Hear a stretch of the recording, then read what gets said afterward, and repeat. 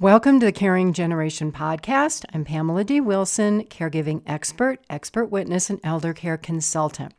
Hello to our new listeners, and thank you to those of you who show up for every episode. I appreciate you. This week on episode 243, we're talking about hospital emergency room visits for elderly parents and specific action steps you can take to make sure parents get the care they need.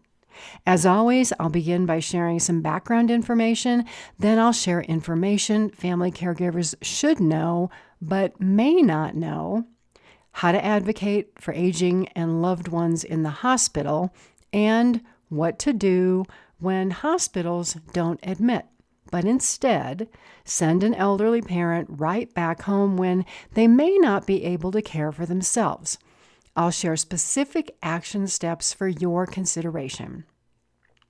I do this based on 25 years of professional experience as a non-medical in-home care agency owner, a care manager, and a professional fiduciary company owner in the roles of court-appointed guardian, conservator, durable power of attorney agent, trustee, and personal rep of the estate, and today as an elder care consultant, a speaker, and an expert witness. You can find more about me, plus practical and proven caregiving information on my website, PamelaDWilson.com. In response to those who have asked, there's a little format change to this podcast with more detailed and in-depth information on dealing with this week's topic and every week topic. This week we're talking about hospitalizations. So on the Caring Generation podcast page for this episode, as there is for every episode that has come before this, there are links to articles and to videos. So if you want to check it out, go to PamelaDWilson.com, click on the Media tab, and then the Caring Generation podcast, scroll down to episode 243. Let's get started by setting the background for this discussion. How many of you have been treated in the hospital emergency room or admitted to the hospital? It's a stressful experience, which is why some parents who have been in the hospital before don't want to go back, and while others with complicated health conditions worry that something terrible will happen if they don't go. For caregivers who've accompanied a parent to the emergency room, you know that visits can take hours for a doctor and the staff to figure out whether your parent will be treated and sent home. And treated and sent home is the term discharged. Or if they'll be placed on observation for 24 hours or formally admitted to the hospital. This is the very important difference that I'll share more detail about in a moment. When my mom was alive, she had a lot of health problems. I spent many hours in the emergency room with her. Then, when I managed and was legally responsible for clients for 25 years, I spent even more time in hospital emergency rooms, in the hospital, in nursing homes, coordinating medical care and discharges. It was through these experiences that I learned how challenging and frustrating managing hospital care can be if an older adult and their caregiver don't understand what goes on behind the scenes with hospital and insurance company regulations and rules that no one has time to explain, and that can be a little complicated. So if you're puzzled, struggling, or frustrated with your interactions with hospitals, doctors' offices, care providers, start asking yourself two questions.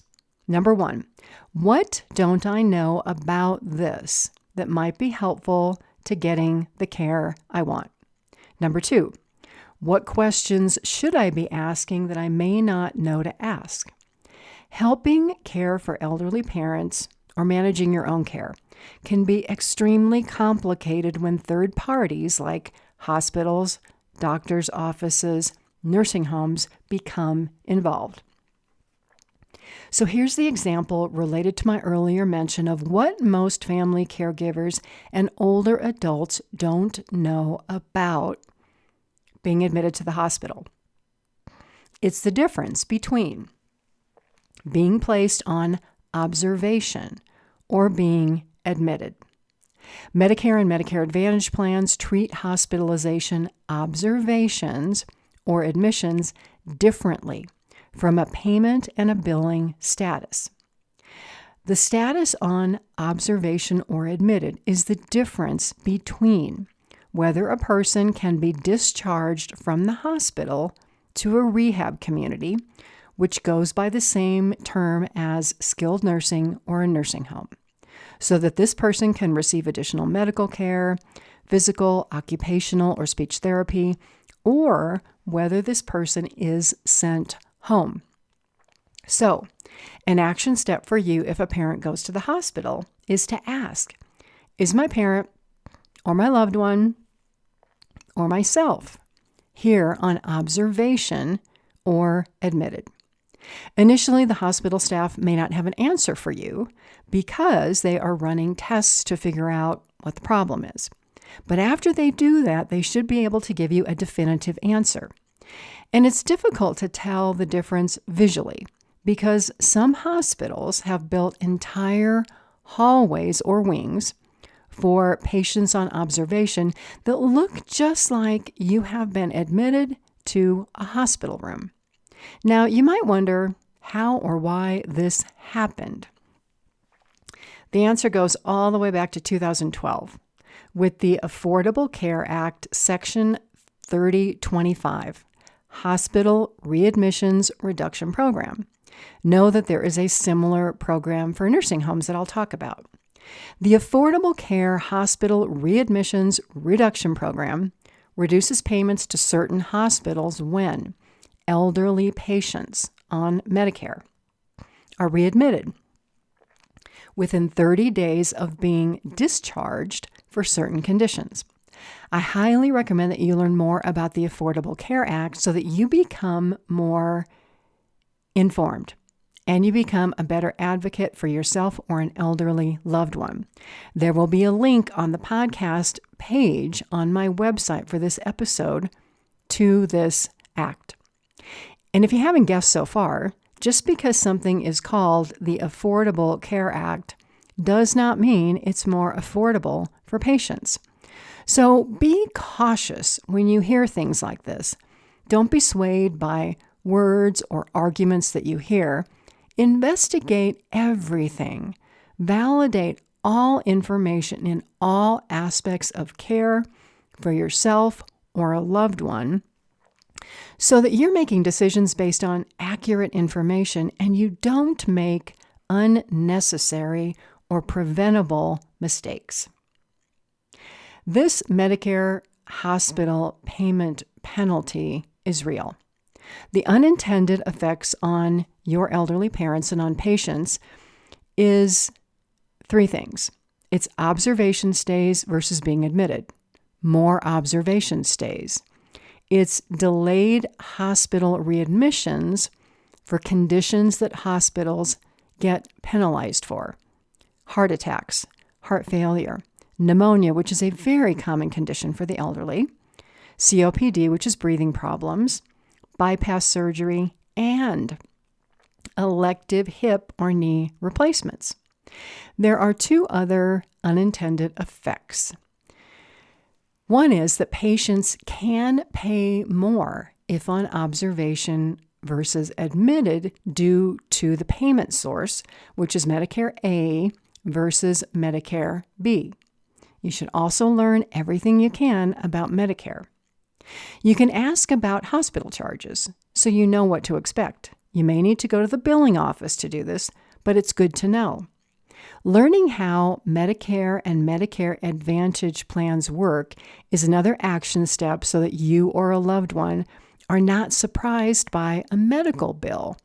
Even though today, doctors' offices and hospital offices may have you sign a no-surprise billing statement, saying that you're not going to be surprised. Honestly, that does not mean that you will not be surprised if you don't educate yourself on what a Medicare plan pays for or does not, and the differences between hospital observation versus admission. Another unintended risk of being on observation is that if your parent would benefit from going to a nursing home because they're physically weak or they're a fall risk, they don't qualify for this because a Medicare plan can have a requirement of a 1-night to a 3-night admission overnight stay in the hospital. So this is where individual and caregiver advocacy becomes even more important.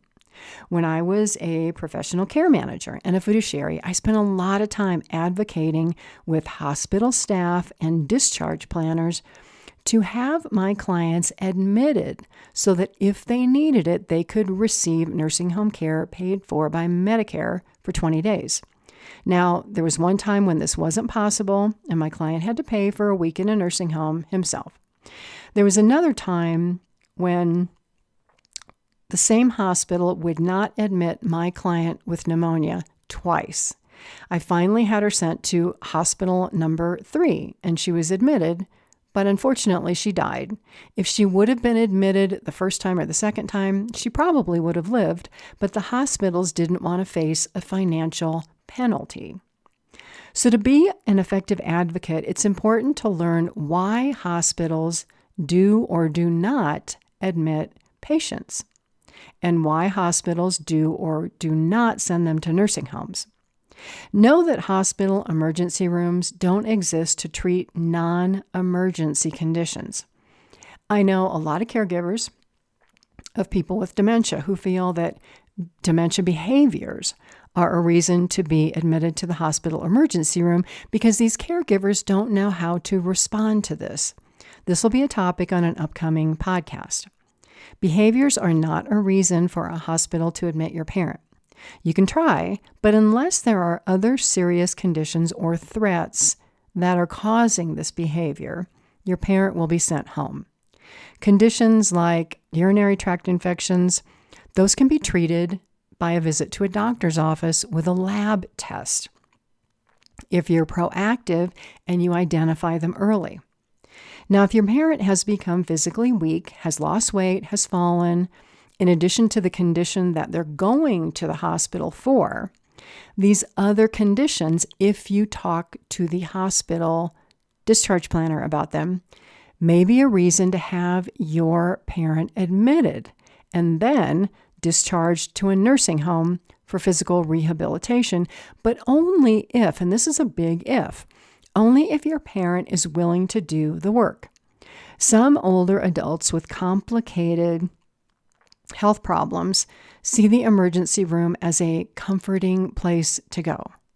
I was talking to a family member last week who has a sibling who's a caregiver, who becomes extremely anxious when their parent with dementia has a health issue, and they keep taking this parent to the emergency room.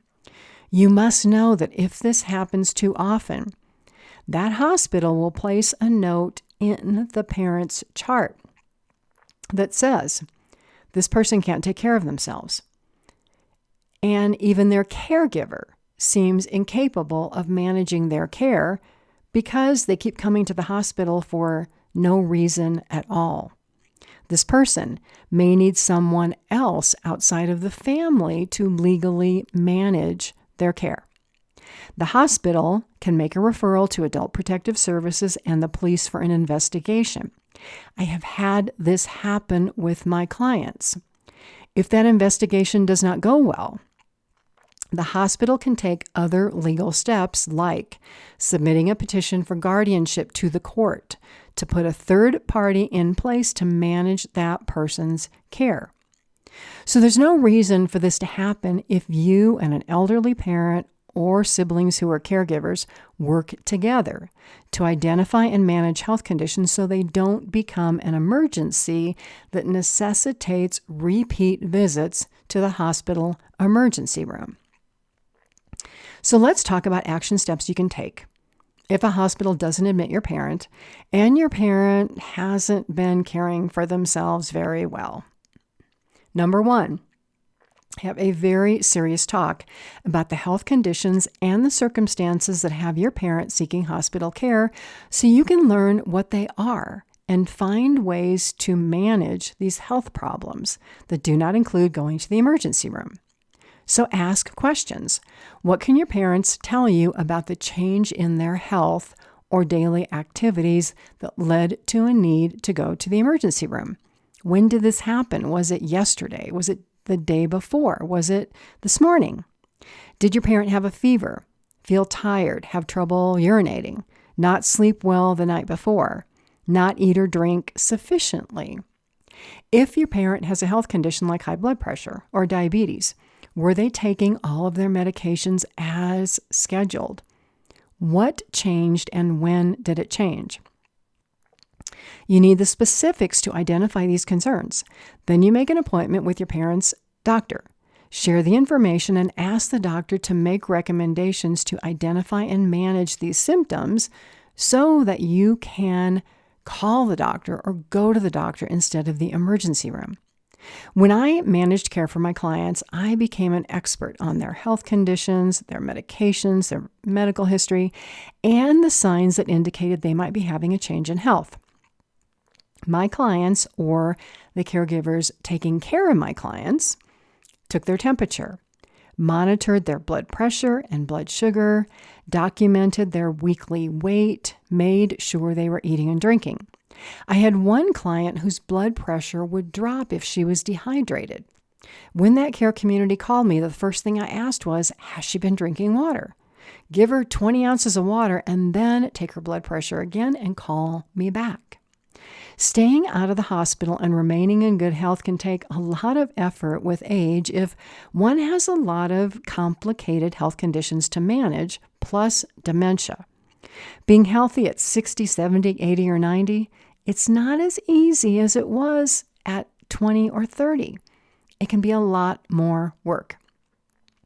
In some cases, after a hospital emergency room visit, being admitted and discharged, a loved one may need temporary help in the home, either from you, another family member, or by you hiring a non-medical in-home care agency.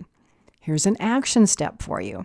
If you haven't already researched non-medical in-home care agencies, check out the Caring Generation podcast episode 238. 238 lays out the differences between home care and nursing home care. There's also another article on my website called Non-Medical In-Home Care Expert Witness Insights that offers information about hiring in-home care agencies. Links to both of these will be on the podcast page on my website. My ongoing recommendation and action step for everyone, regardless of your age, is to become more knowledgeable about your health insurance, whether it's health insurance through your company, whether you buy it on the open market, Medicare, Medicaid, the public health insurance system in the country that you live in. Become familiar with it and understand how it works so that you can ask questions and advocate for yourself. There's no reason for you to be stressed out about having a parent go to the emergency room and be discharged home and not be able to care for themselves if you've done your research. You don't have to then figure out who can take care of them for a few days or longer. You know, you've researched non-medical in-home care agencies and you have a phone number to call. This stress, totally unnecessary when you have resources at your fingertips and you've done a little pre-planning. Do the research for care services for elderly parents before something happens.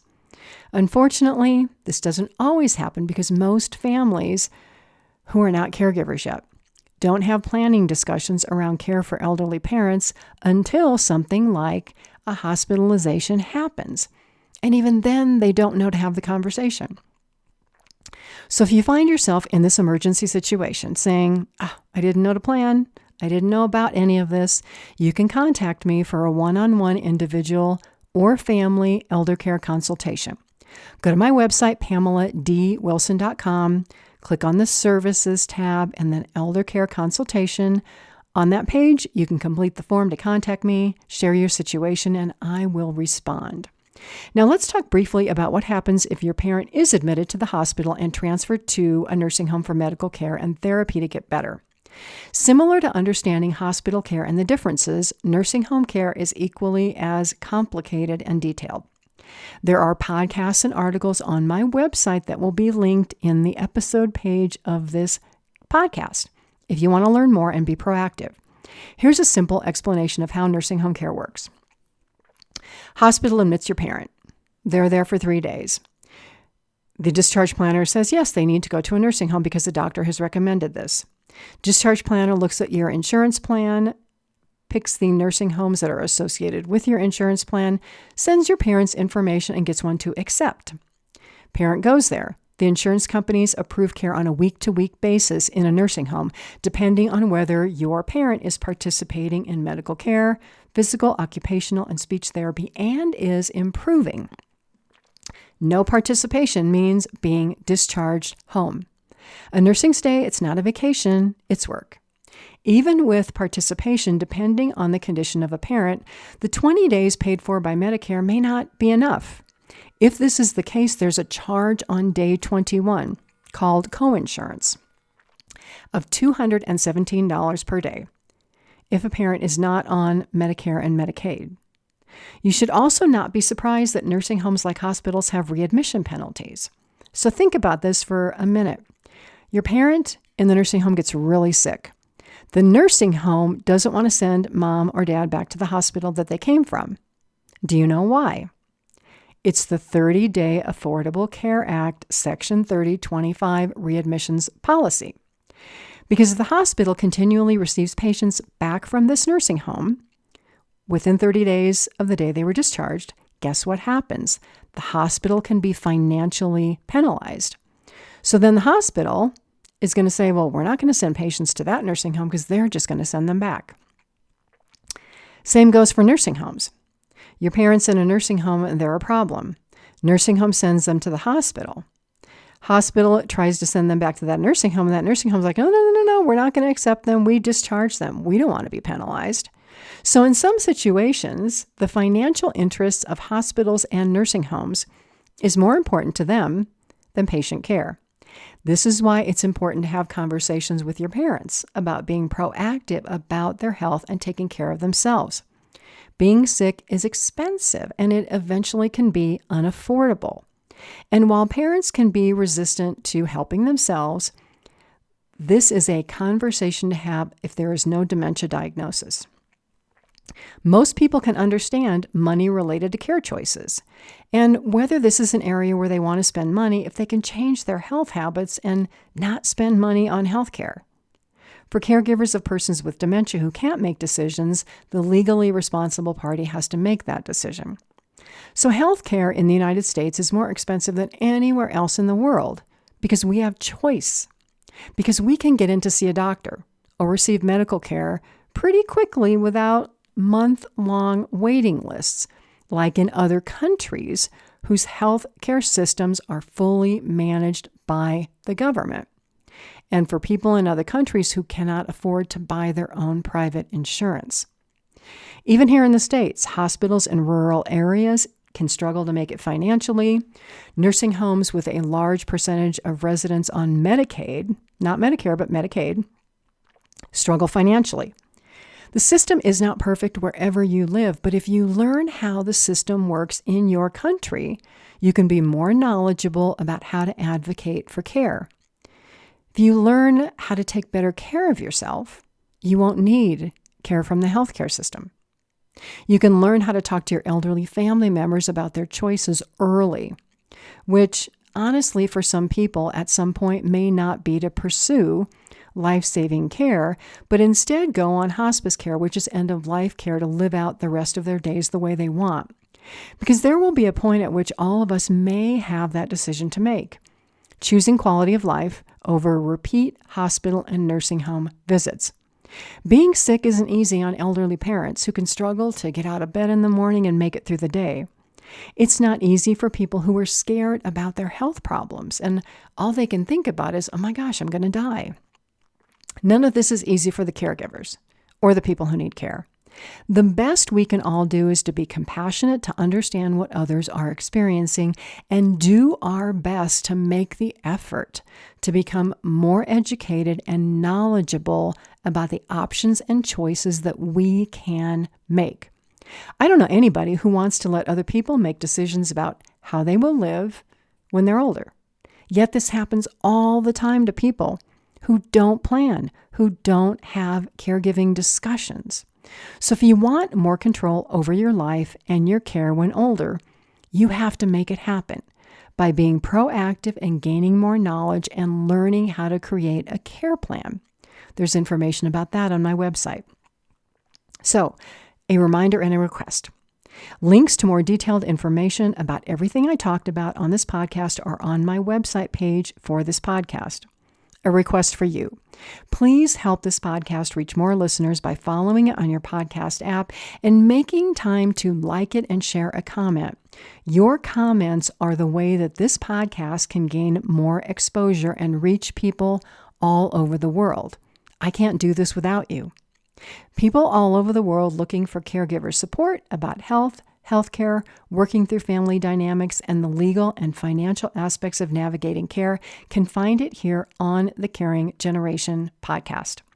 I thank you for making the time to be with me. I appreciate all of you. I'm Pamela D. Wilson, a caregiving expert.